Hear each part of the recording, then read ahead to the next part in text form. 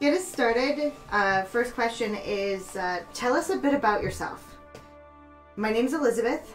I play Selena. She's a druid, human. She was a healer and spy during the last war, and she's a bit of a loner. She traveled on her own for quite a bit of time after the war before she met up with this party. Me as a player, I am human. Unknown class. If I had to pick one for myself, probably a Jack or Jill of all trades. I think bards are usually that. But anyway, in real life, can't necessarily be a bard.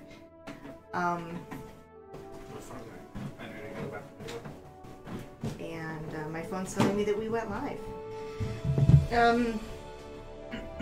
Let's see. I am newest to this particular group and newest to D&D.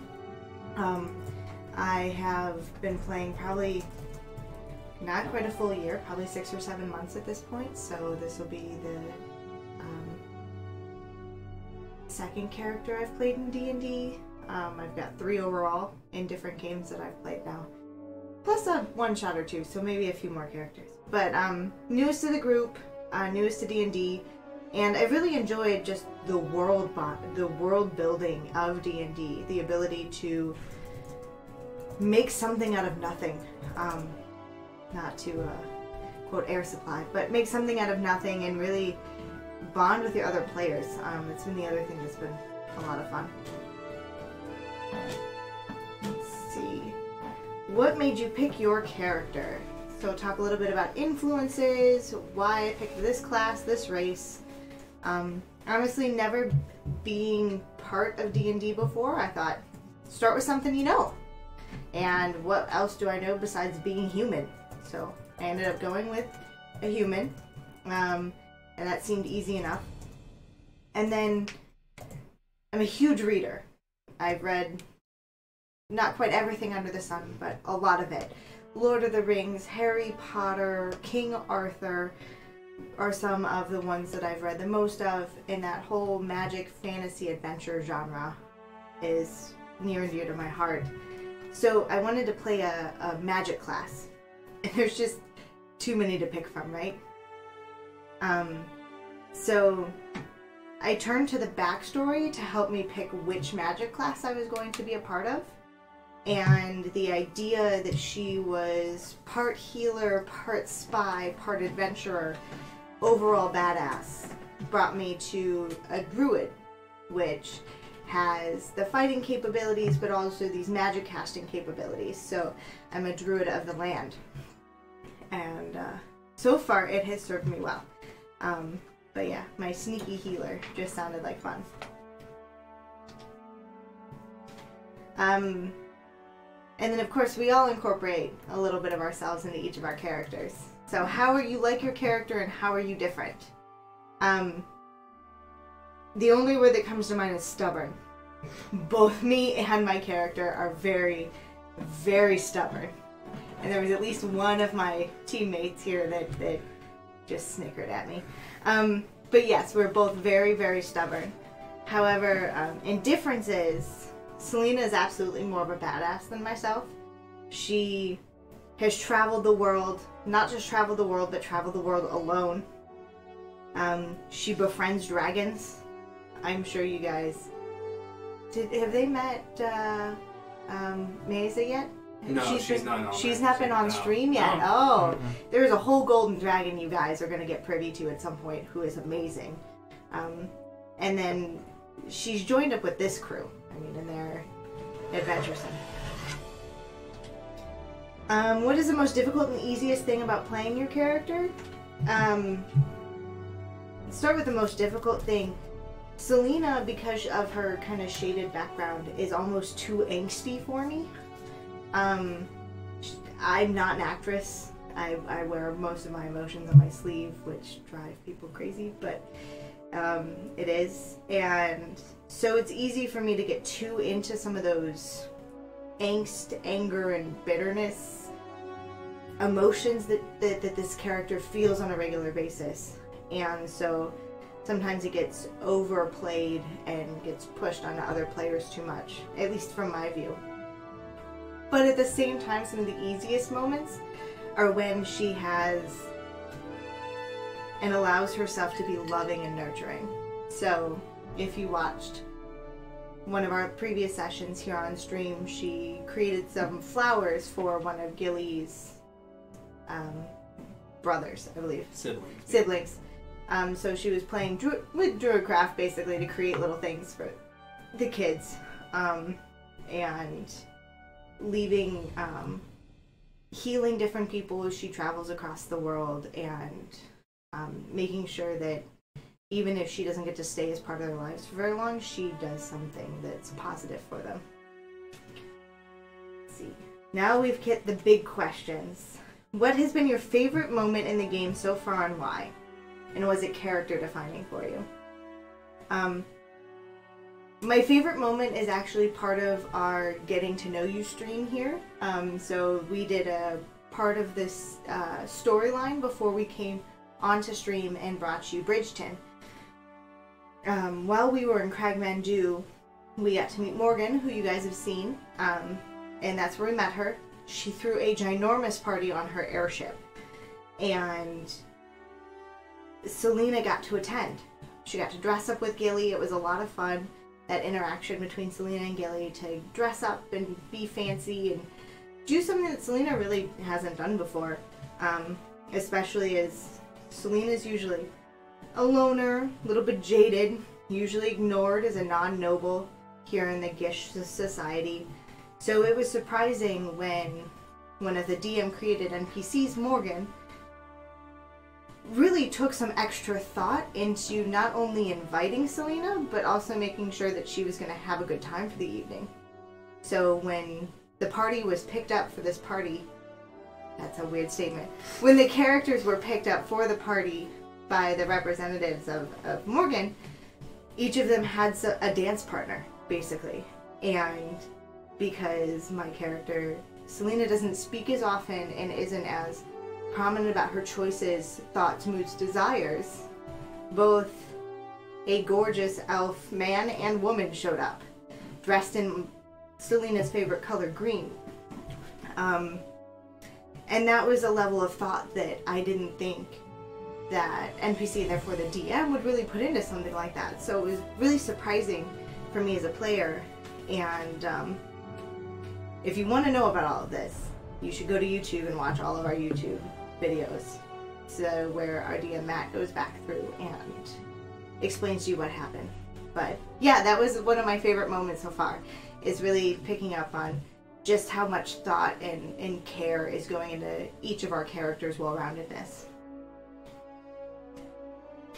Is there any aspect of your character that you did not prepare for or were surprised by in the game? You think you've planned for everything when you create a character, right? You've got the background, you've got your abilities, you've got your class, your races. But what you don't necessarily account for is other players that you're going to interact with in the game. So I had an idea of how perky and happy Gilly was going to be, but I just thought we were a cohesive group and we were going to stay a cohesive group. So what threw me off was really the inability of Selena to get along with everybody. She, because of her background, she's a little jaded and has to overcome that coming back to society and dealing with people. So the idea that Gilly is just naive and young and adorable and just ready to take on the world with these wide eyes and this wonderful optimism just really clashed. And I was taken aback and unprepared for that. Let's see. Favorite fight in the game so far and why? So again, my favorite fight so far, unfortunately, has not been on stream, so go back and look at those videos and learn everything we did before coming here. But at some point, we went and discovered a Mage King's lair. Now, we didn't know it was a Mage King's lair. It was just a bunch of mines that, you know, had some problems, and we thought that was going to fix the big, bad, evil thing that was happening in the town. It didn't. But to get to the mines and to take care of that issue, we had to fight bandits at the beginning, and to get into that mine. And my character ended up headbutting a laughing Goliath after running through a fire I created while saving my companions. It was just fantastic for me as a player. Oh, I forgot to mention, I was a giant goat when I did this. So I headbutted a laughing Goliath as a giant goat running through fire. Which sounds much more dramatic than it probably was, but I had a lot of fun at least. And after we killed the Goliath, we managed to save all the other bandits, so, I mean, positive endings. Let's see. What location in Edda are you excited to visit? So you guys have gotten to see the Mist, you've gotten to see Bridgeton. Before the stream we were at Cragmandu, and we started in Antinia before that. Both of those cities have their own wonders and sights to behold. And then I think, if all goes as planned, who knows, it's D&D, we'll probably end up in Mercinia. And Mercinia will hold a lot of defining moments for Selena. Really, that's all I want to say on that one, because I don't want to give anything away. So, I'm excited to get to Mercinia, but there's also a little bit of dread and apprehension. So we'll see how that goes. But overall, Edda has been just this captivating world already. And wherever we end up traveling, wherever we end up going, I think I'm going to enjoy being there as a character and as a player. Just because it's so well built. If you had to play one of the other characters in the group, who would it be and why? First, I have to say that I'm super jealous I didn't think of this question. Alexis, our player Gilly, actually thought of the question, and it's perfect. I didn't have an answer until this morning, but I'd have to say probably Justice as the Warforged. When you get to meet him, he's a very interesting character, if you haven't already seen some of his progress till now. Minus learning to be more humorous and to understand emotion and feelings, he really has a purpose and a single-minded goal that is absolutely righteous and true, at least from his perspective. It's a true, honest goal that he's going towards.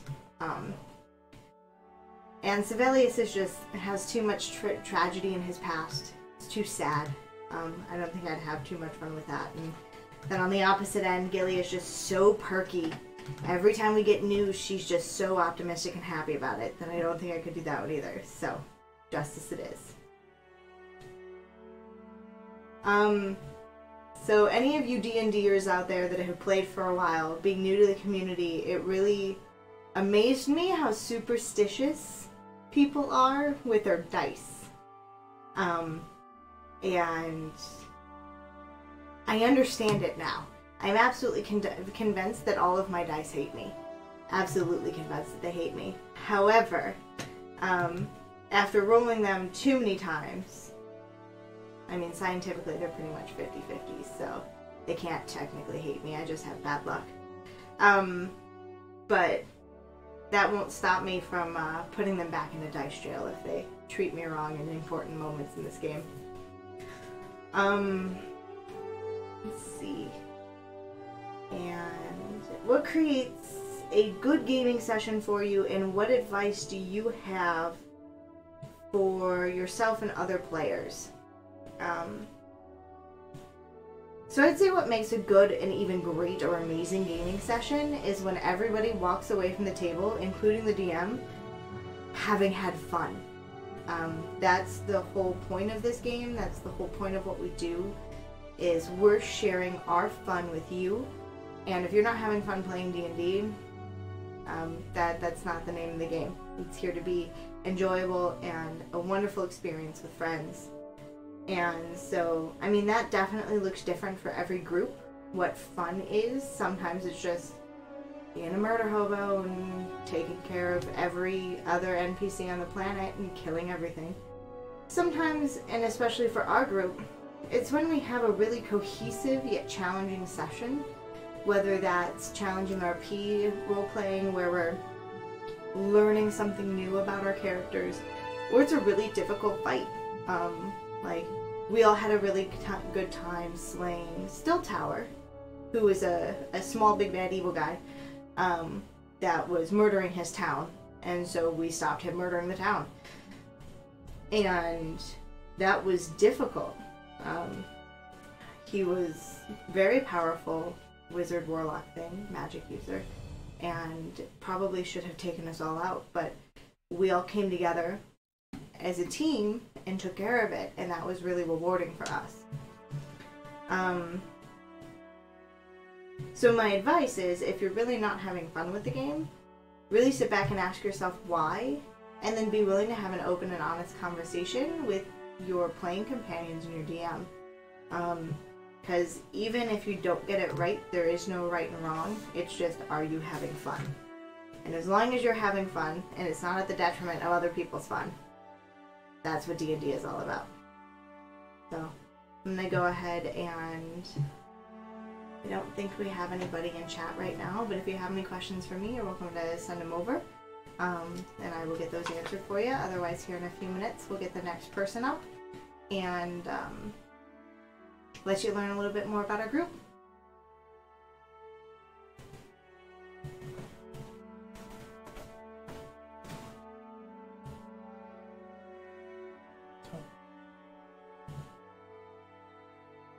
Alrighty. So I'll be answering questions even after I take us back to a blank screen for a second, but you can ask us any questions for the next couple hours. We're going to be around, and if there is anything you want to know from any of the interviews as you're catching up with us here, just go ahead and pop in on chat. One of us will be there. Thank you.